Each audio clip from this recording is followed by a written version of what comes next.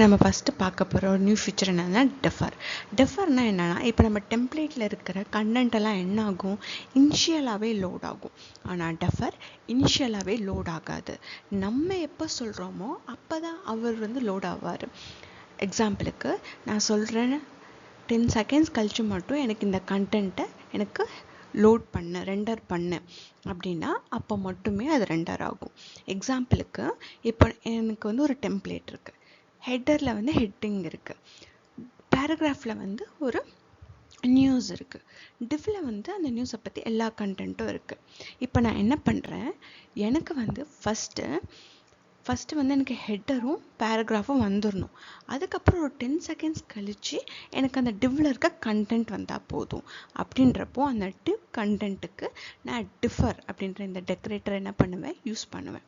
So இதுதான் டெஃபரோட வேலை. அப்படின்னா டெஃபர் என்ன அப்படின்னா, இப்போ நம்ம HTML கண்டென்ட்டில் ஒரு பிளாக் ஆஃப் கண்டென்ட்டை மட்டும் நம்ம சொல்கிற மாதிரி ஒரு 10 செகண்ட்ஸ் கழிச்சோ 20 செகண்ட்ஸ் கழிச்சோ, இல்லை ஏதாவது யூசர் ஏதாவது டச் பண்ணும் போதோ, ஏதாவது கிளிக் பண்ணும் போதோ, ஏதாவது டிக்கர்ட் ஆகும்போது மட்டும் எனக்கு அது லோட் ஆனால் போதும்னு சொல்கிறது, லோட் ஆனால் போதும் அப்படின்ற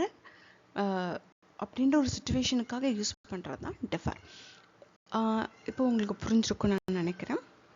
ஸோ இதை வச்சு ஒரு எக்ஸாம்பிள் பார்ப்போம், இன்னும் உங்களுக்கு கிளியராக அண்டர்ஸ்டாண்ட் ஆகும். ஓகே, ஃபஸ்ட் நம்ம ஒரு எக்ஸாம்பிள் பார்ப்போம், சிம்பிளான ஒரு எக்ஸாம்பிள். நான் அதுக்கு என் ஃபஸ்ட் component.html எடுத்துக்கிட்டேன். இதில் நான் என்ன பண்ணுறேன்னா, இப்போ இருக்கிறத இதை ரிமூவ் பண்ணிடுறேன். ரிமூவ் பண்ணிவிட்டு டெஃபர், ஏன்னா அது ஒரு டெக்கரேட்டர். இந்த டெஃபரோட சின்டெக்ஸ் எப்படி இருக்குன்னா இப்படி தான் இருக்கும், defer function and open and close prays. So இந்த ஃபங்க்ஷன் இதுக்குள்ளே நம்ம என்ன போடணும் அப்படின்னா, ஆன் டைமர். ஃபஸ்ட் நம்ம யூஸ் பண்ணி பார்க்க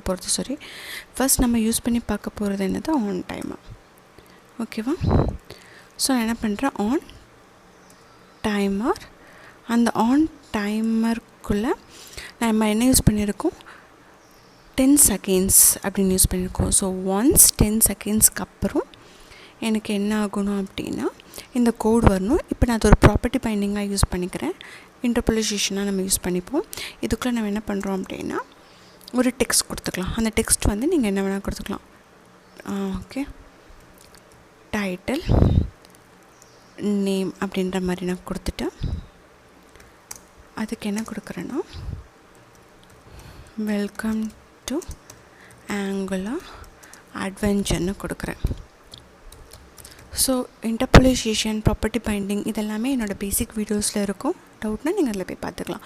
ஸோ ஒரு ப்ராப்பர்ட்டிக்குள்ளே ஒரு டெக்ஸ்ட்டை கொடுத்து அதை நம்ம HTML பைண்ட் பண்ணுறது தான் ப்ராப்பர்ட்டி பைண்டிங் அண்ட் இன்டர்போலேஷன். அதில் 2 விதம் இருக்குது. ஒரு இன்டர்போலேஷன்னா, இப்போ நான் ஜஸ்ட் ஒரு டிவ்க்குள்ளே நான் என்ன பண்ணுறேன் அப்படின்னா, இப்படி 2 பிரேசில்குள்ளே கொடுக்கறது அப்படி தான் இன்டர்போலேஷன். அதே இதில் நான் ஒரு ப்ராப்பர்ட்டியாக யூஸ் பண்ணி அந்த ப்ராப்பர்ட்டிக்குள்ளே கொடுத்தேன்னா அது ப்ராப்பர்ட்டி பண்ணி. இப்போ நம்ம பண்ணுறது இன்டர்போலேஷன். ஸோ இன்டர்போலேஷன்னா என்னது, இந்த டைட்டில் நேம் எடுத்து நான் என்ன பண்ணுறேன், இங்கே கொடுக்குறேன். ஓகேவா? ஸோ இதுதான் இன்டர்போலேஷன்னு சொல்லுவாங்க. ஸோ நான் ஜஸ்ட் என்ன பண்ணுறேன், ஒரு டிஃபர் அப்படின்ற அந்த டெக்கரேட்டருக்குள்ளே 10 செகண்ட்ஸ் டைமர் வச்சுருக்கேன். அதுக்குள்ளே நான் இந்த டைட்டில் நேம் மட்டும் கொடுத்துருக்கேன். ஸோ இது மட்டும் பத்தாது. ஸோ இந்த டைட்டில் நேம் வர வரைக்கும் எனக்கு அங்கே என்ன இருக்கணும், ஏதாவது லோடிங்கோ இல்லை டேட்டா இஸ் அவைலபிள் சூன் அந்த மாதிரி ஏதாவது டெக்ஸ்ட் இருக்கணும். ஸோ நான் அதுக்காக என்ன யூஸ் பண்ணிக்கிறேன் அப்படின்னா, ஸோ இப்போது இது 10 செகண்ட்ஸ் ஆகிற வரைக்கும் நம்மளுக்கு ஒரு டெக்ஸ்ட் காமிக்கணும். அதுக்காக யூஸ் பண்ணுறது தான் என்னதுன்னா பிளேஸ் ஹோல்டர். இந்த பிளேஸ் ஹோல்டர் அப்படின்றது டெஃபரோட dependency. So once defer use பண்ணால் மட்டும்தான் இந்த பிளேஸ் ஹோல்டர் நம்மளால் யூஸ் பண்ண முடியும். Place holder just showing some text இந்த ஆக்ஷன் நடக்கிற வரைக்கும், அவ்வளோதான். ஒரு டெக்ஸ்ட் காமிக்க போகிறோம், சம் ஆக்ஷன் நடக்கிற வரைக்கும், அதுக்காக தான் பிளேஸ் ஹோல்டர். ஸோ இந்த பிளேஸ் ஹோல்டருக்குள்ளே நம்ம என்ன பண்ணிக்கலாம் அப்படின்னா, ஒரு டிவ் கொடுத்து அந்த டிவ்க்குள்ளே டேட்டா இஸ் அவைலபிள் சூன் அப்படின்னு ஒரு டெக்ஸ்ட் கொடுத்துக்கோங்க. ஸோ ஒன்ஸ் இந்த டெக்ஸ்ட் 10 செகண்ட்ஸ் வரைக்கும் இருக்கும், இந்த டெக்ஸ்ட் வர வரைக்கும். இது இப்படி தான் ஒர்க் ஆகும். இதை சேவ் பண்ணிவிட்டு நீங்கள் என்ன பண்ணுங்கன்னா ப்ரௌசரில் போய் செக் பண்ணிக்கலாம். இப்போ பார்த்தீங்கன்னா டேட்டா இஸ் அவைலபிள் சூன் இருக்கு. ஒன்ஸ் 10 செகண்ட்ஸ்க்கு அப்புறம் என்ன ஆகும் அப்படின்னா, நம்மளுக்கு டெக்ஸ்ட் வந்துடும். பாருங்கள், வெல்கம் டு ஆங்குலர் அட்வென்ச்சர். இது இப்படி தான் ஒர்க் ஆகும். டிஃபர் அப்படின்றது எப்படி நம்ம அந்த கண்டென்ட்டை மட்டும் ஒரு டைமுக்கு வந்து பிளாக் பண்ணி வச்சு டிஸ்பிளே பண்ணுறோம் இல்லையா, இதான் வந்து டிஃபர். ஸோ டிஃபரோட நம்ம ஆன் டைமர் பார்த்துருக்கோம். டிஃபரோட ஓவர் இருக்குது, பட்டன் கிளிக் இருக்குது, இந்த மாதிரி 3-4 இன்ட்ராக்ஷன்ஸ் இருக்குது. நம்ம அதை பற்றி ஒரு சின்ன எக்ஸாம்பிள்ஸ் பார்ப்போம்.